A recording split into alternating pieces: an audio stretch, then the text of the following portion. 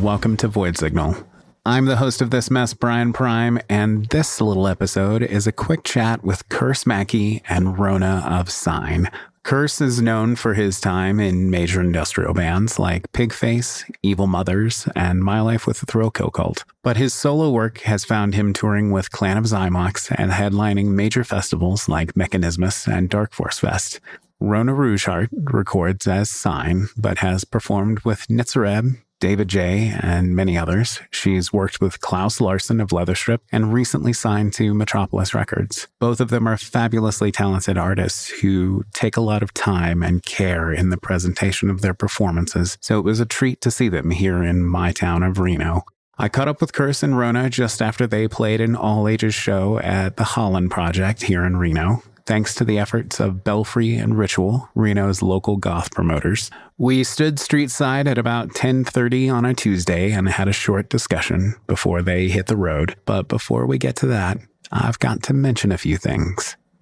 Hey, West Coasties, I know we're spoiled for shows lately, but I've got one more you won't want to miss. Glomefest kicks off next week in Los Angeles, San Francisco, Portland, and Vancouver. Come experience a unique, eclectic lineup of dark musicians from around the globe. Tickets are going fast, so get yours now and come say hello in Los Angeles or San Francisco. I'll be at both dates. Visit glomefest.com for more information. That's Glom, Glom, fest.com. Void Signal intro courtesy of Processor. Visit processor2.bandcamp.com for more Processor or search Processor anywhere you get music. Remix for this episode courtesy of Mortal Realm. Visit mortalrealm.bandcamp.com for more Mortal Realm or search Mortal Realm anywhere music exists.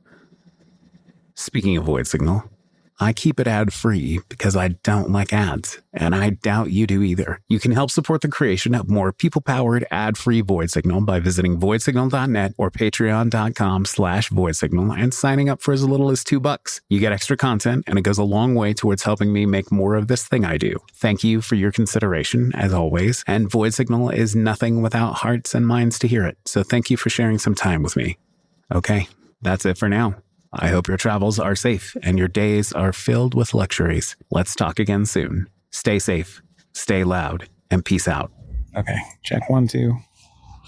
Should be good. Okay. Welcome to Void Signal. I'm here with Rona and Curse. You guys just played Reno for your first time.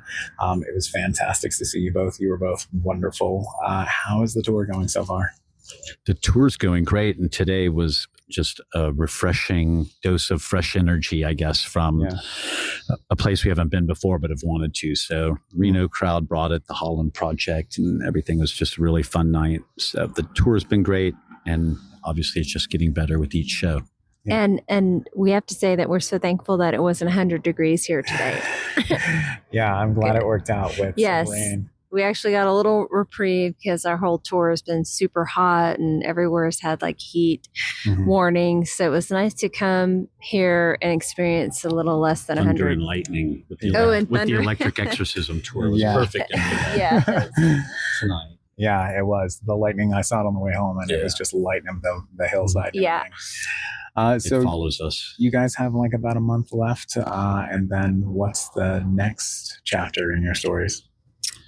Oh, it's still being written as we go. Ominous. We didn't write a conclusion, so we're the script's being written as we speak. But we go until Cold Waves Festival in Austin, September 19th. But next up is San Francisco, LA. But like a real highlight, I think, is the New Mexico Goth Fest next weekend, which looks pretty awesome. And then we'll be back in Texas for Cold Waves. And then we're home for a bit, and then more will come. There's a whole bunch of other projects looming and new recordings and soundtrack things we're working on. New album for me. Yeah. Congratulations on the Metropolis signing. Thank you. Thank you so much. Delightful. Tell me a little bit about just sort of the run up into your first couple of releases off the label. Well, the second release is going to be coming up in September on the 26th, and that's the song Succumb to Me, which I played this evening. A banger. Thank you. Yes, it's kind of like a little industrial dirty disco kind of, cheeky lyrics, a little funny, a little sexy, a little scary, so. Yeah. But that one's coming out soon, and then I'm just going to concentrate on finishing the album for the rest of the year. I've been trying to finish it, but we've been on tour and lots of things have come up. I've played with Nitzer Ebb, so it's like the album's kind of been delayed, but I think it's okay because I've learned new things that helps me make it better. Sure. So I think this album, if I would have delivered it a year ago, it would probably not has been as good. So I feel like I've learned a lot, and I'm looking forward to the release next year. Yeah, you both have gotten progressively better as you've gone on. Thank you. You're supposed to do that all the way. Always keep getting better, keep learning new things, and discovering new, areas that you hadn't been. So. Yeah. Speaking of discovering new areas, a couple of my colleagues from work tonight, Jalen and Stone, were here not as industrial fans, but just came out and were remarked, I felt like I was in a John Wick movie, and I felt like a sick knife fight was going to break out. All right. But what strategies or what thoughts have you guys given to putting your music and your art in front of people like that, people who maybe have no connection to the scene or don't know who you are? Well, that's ideal. I mean, music discovery is what it's all about. And I think as people that enjoy on the fringe music, that we've always been like into crate digging, as a DJ, like finding obscure cool stuff for samples. Or when I first discovered all the bands that became famous, like Depeche Mode, The Cure, Nine Inch Nails, Ministry, Skinny Puppy, at some point nobody knew who the fuck they were. Right. It was fun to know that. Yeah. And then they grow and they become big. So you hope that you're like lucky enough to catch a band on the rise in a small venue. So I don't think it's really scene based or fashion based. It's more like, come out, because inevitably if you like cool electronic music in a nightclub with good lights and visuals, inevitably you will like what we do. And then sometimes it just goes a little further into that. If you want to get really into like the subculture or the concepts behind the art, then it might get a little more dark and esoteric. But on the surface, we've had lots of people in all kinds of clothes that just love what we do. So it's more of that, I think, is important.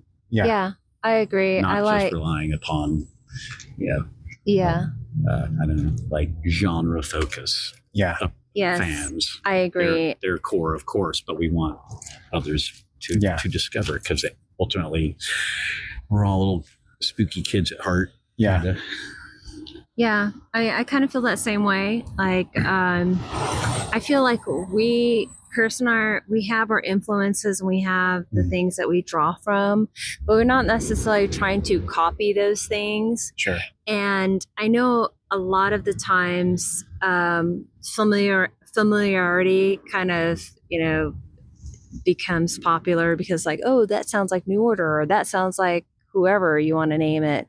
Sure. But the way I look at, especially my music with SINE, is like someone has to be the innovator. Someone has to make something different. Someone has to be that one that someone goes, hey, that's kind of like this, but not quite. Yeah. But a new spin on it, modern. So I think that's where Kirst and I are, is we're influenced by all these bands, but we don't necessarily want to sound just like them. Sure. But we want to kind of like, we pay homage to their teachings to us. And then it comes out of us in a more like modern or a different kind of thought pattern, I guess. Sure. And that's really what I'm looking for as SINE, is I want that music discovery to where it's like, yes, there is that common thread, but we're changing it to a point to where it does become something a little bit different. Yeah. Sure. And I think that's what we're looking for, is we're looking for people with open minds that can want to like things that don't sound exactly like Depeche Mode or whatever band. Yeah. Gotcha. Yeah. You guys are certainly a fresh take on sort of familiar sounds and familiar ideas. Yeah. I like that. I mean, Beethoven, Mozart, and Brahms, and all the classical, the Russian composers, they all chose and pulled from each other, and it kept the art form perpetuating, for centuries. So that's kind of how I just view, like, I grew up on a certain genre or style of, or bands that I just love. So you can't help but, like, if you listen to Tom Petty, you're like, that guy loved Bob Dylan. You can hear it in his music. There's certain things, like, you hear my music and you're like, I bet he likes Depeche Mode and Skinny Puppy and Clan of Xymox. And that's the kind of music I like to hear when I'm out. Sure. So by nature, I'm going to make that kind of music because I feel like that's where I reach some common ground with people like you and Rona and a lot of my friends. All the best friends in my world came through music. Yeah. And like I said, someone has to start the weirdness, Yeah.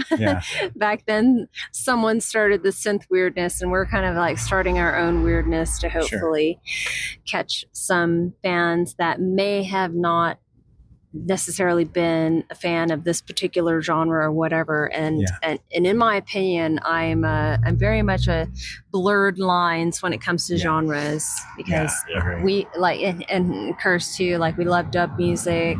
I love hip hop beats. I love bass, sub bass, so that's why I kind of like call my music electronic boom, because it's kind of like electronic but bass with a lot of like subs and like low bass, because I just want to shake your booty, That's really my thing. Is I love the dance music, but I also love those sub basses that really kind of like energize you. Yeah, for sure. From the inside out, Yeah. And speaking of bands on the rise, Kirsty, you mentioned, seeing bands before they get big. I saw actors in this very venue, years ago, playing to like 50 people. And played their guts out, and those are such special shows.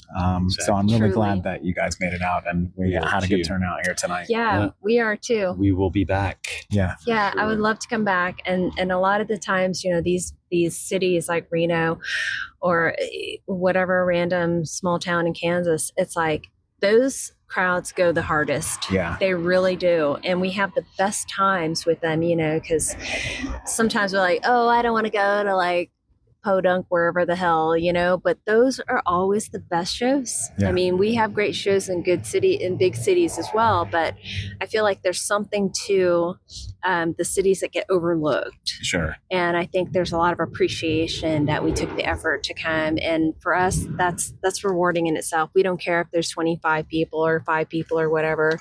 It's the appreciation, the enthusiasm, and the willingness to spread the word, which really means the most to me, honestly. Yeah, agree. More than the big crowd that's going to go, what you got? Yeah. With their arms crossed. Yeah. Those folks. Yeah, it happens. But Reno's great. We'd love to come back. Yeah, we would love to have you. I don't want to keep you guys, so I will hit you with the last question. What is just something that you've been enjoying recently? And your answer can be anything. Oh, just my slow cruise down the Lost Highway. Yeah. Yeah, a lot of travel. Lots of travel. Yeah, I would say that touring is definitely rough, but and I don't mean to sound goofy, but like touring with Curse, obviously he's my partner, and it's special for us because we get to travel together and see new horizons together and bring these shows to people. So that's what's the most special to me, honestly. Just doing it that's the life you want to create. So there's living in the moment, like I was talking about, in the here and now. That's what it's about. And it is challenging at times, or physically taxing or tiring, but we're getting to see so much beautiful landscape, and the drives are cool, and talking with you and seeing our friends and making new ones. That's just, it's invaluable. That is the wealth, if you will, of creative living. Yeah.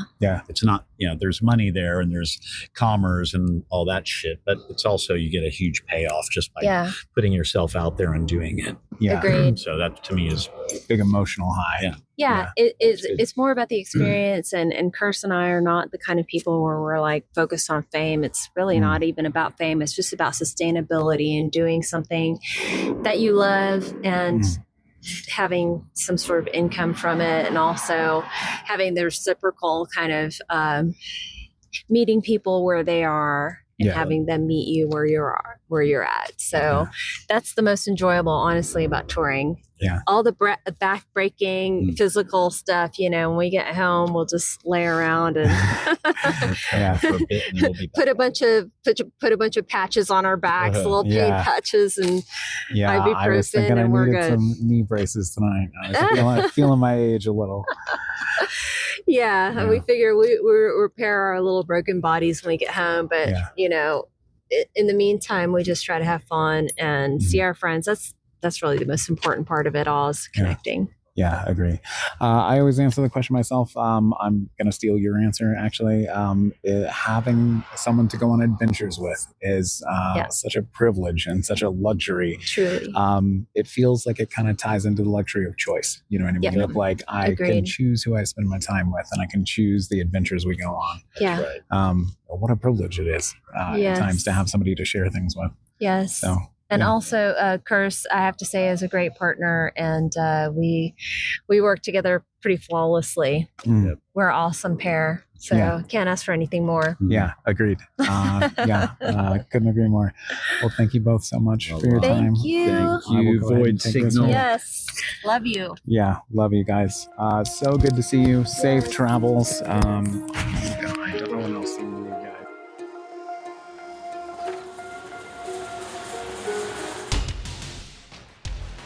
Void Signal intro, courtesy of Processor. Visit processor2.bandcamp.com for more Processor. Special remix for this episode by Mortal Realm. Visit mortalrealm.bandcamp.com for more Mortal Realm.